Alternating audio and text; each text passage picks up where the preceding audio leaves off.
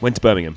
Difficult place to go, because despite being the UK's second biggest city, it's really just a shopping centre full of people who talk funny. It's one of the only places you can go to on a day trip and die of boredom before you get the train home. Before we get on the train, Tim stocks up and marks Spencer's lager, but also gets some orange juice because he's got the flu.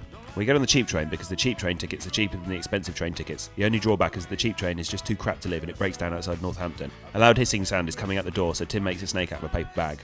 We arrive and Tim sings Tottenham songs on the escalators, with the Hare Krishners and in the student protests outside the Topshop. With an hour to kill, we take in Birmingham's main sights, including the bin, the collapsed road sign and the pigeon. We get to the ground in just enough time for a pie, a pint and another cheeky bet. St Andrews is a crap ground, half filled with unhappy looking people. Even the snow around the pitch looks a bit half-assed. As for the mascot, it's a dog with mumps. He leaves the pitch 20 minutes before kick-off, probably to be put down. The game kicks off. We dominate and taunt the Birmingham fans with a few bars of "Your ground's too big for you." Lennon and Bale rip their fullbacks a new one of whom is Stephen Carr, who spends the entire game being called the word that hates women by 4,000 people. Bale gets decked, we send a free kick in and Basong scores. Everyone is suddenly convinced the Champions League is in the bag. Go in at half-time only 1-0 up, which is fatal because Birmingham are much better in the second half. We take our foot off the gas, the crowd has a go at Crouch, and then my camera gets bored and runs out of batteries. Right after this happens, Gomes gets a shot right in the nuts.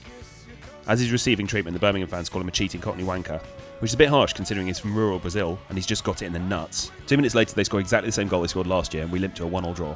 At least we've learned two important lessons today. One, if you're going to try and time waste by the corner flag with half an hour to go, you're probably not going to win. Two, if you spend the entire day taking shit pictures like this, this and this, then you can't be surprised when your camera stops working. Still, it's all swings and roundabouts, innit?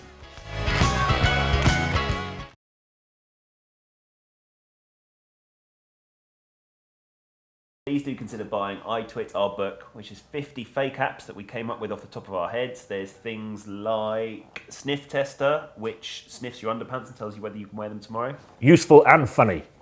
There's Nice to Eat You, which shows you how to cook and eat your friends if you're a cannibal. And there's Toddler 2.0, which teaches your 3-year-old how to be the most annoying 3-year-old ever. Yeah, my child doesn't need that. And then there's YouTube, which immediately identifies where any of the hairs in the bathtub have come from. It's got to be useful.